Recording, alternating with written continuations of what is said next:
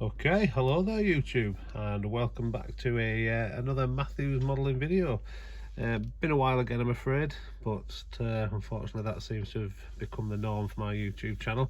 I think I've said before, I'm much more documented on Instagram these days. I find it far easier to work with on there, but when I remember, I'm going to keep trying to throw some things onto the YouTube channel.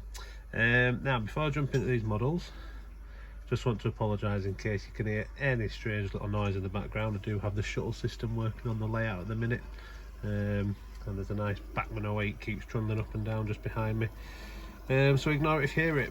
Right, what have we got today? So we have a pair of Hornby J94 Austerity saddle tanks. Now these are both modified locos. One belongs to me and one was a model done on commission for a customer. Very similar really. It's a rather good customer. We do have very similar tastes, but yeah, I saw them sat on the shelf and I thought, let's get a video done for you guys. So we'll talk about my one first. If I just remove this maroon offering for now. So here we have J94 Austerity. Now this one, I believe, was originally in just the plain maroon livery, I think, maybe with a bit of lining on it. Can't even remember the original name of the loco, but yeah, a very nice example nonetheless. However, bit plain, bit boring for me. Much preferring my industrial flavour, so it was into the paint shop. It was. Now, first thing to mention, we just swivel it round to the front end. So modified in the sense of we now have a Giesel chimney modified into the body there. Now the chimney itself, that is an RT Models white metal piece. Very easy to fit, got to be nice and brave. It does come with a fitting piece that goes on the inside of the body, but to be honest with you, I just do away with that and I just glue it into a hole. So yeah, like I say, nice and brave. You do need to open up, well, chop off the original chimney and open up the hole, and it does require quite a lot of filler, sanding and things like that to get it fit in there flush, you know, and make it look adequate enough so it's not too noticeable, which hopefully that has been achieved. So that really was the reason. I mean, as well as the livery not really being my kind of thing, this was the other reason I really wanted to have a go, and fancied a loco with one of those fitted. So this is how it all came to fruition. Once it was fitted, had no real main choice on the livery, to be fair, but I did have this pale blue in stock, so we just went for that. But one thing I did know is that I did want to incorporate an entire yellow end and wasp stripe bunker. Now I do believe at the time I did this, the very famous Jessie had been on a visit to the MC in Bolton Abbey Railway.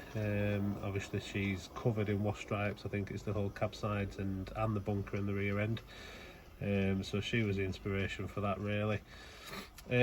Plus as well, I think the yellow end does set off against the blue body and the red buffer beams rather nicely.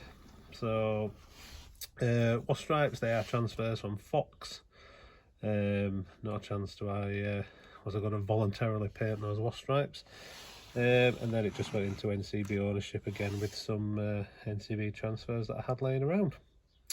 Now to also set off the livery, so the underside of the tank, I did spray black, and the loco front around the smoke box door also sprayed black. Gave it the red dart there again just to set it off. Hope you'll agree, it looks a lot nicer in this striking livery. Good little runners as well, the Austerities, not the worst in the world. So yeah, looking far better to me. I also think those overhead warning panels as well really add to that front end. But once I'd completed this one, like I say, one of my good customers got in touch and he also had a Austerity as well. So he sent that along. Now this one, as you can see, this was a different base model. This is the one that has the wasp stripe buffer beams on it, which I do also have in its original livery, very heavily weathered. But he sent the same one in pristine. Now, he wanted the same job doing. He wanted the Giesel fitted. So you see, they've both got those fitted there. And he also wanted the wash stripe bunker, which is also got as well. I'm actually a bit jealous of it. I think he actually chose a better livery option than mine. I think the maroon and yellow goes together a hell of a lot better, particularly coupled with the wash stripe buffer beams. It does look rather striking. So yeah, olive maroon, yellow end, just the same as mine. Again, if we just switch around, same thing at the front, black front end, and also the same thing underneath with the black half of the saddle tank. Now, this one of his, I do believe, was inspiration from somewhere, can't quite remember. I'm not actually sure if it was inspiration from a Thomas character. But yeah, rather nice regardless. The dome picked out in black. Did go for some custom name plates. So this is called Granville #1 and also Arthur. So again, can't quite remember what his, I'm not sure if Granville was a family name, Arthur was a grandparent name, something like that.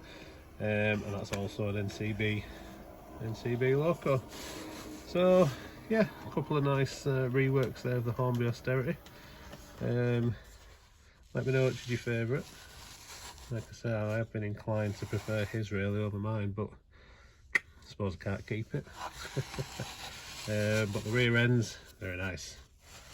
Who don't like wash stripes on industrial locos, eh? But yeah, so there you go, under the spotlight, a couple of Hornby Austerities. So yeah, let me know what you think, and I might actually film another couple of videos whilst I'm here today.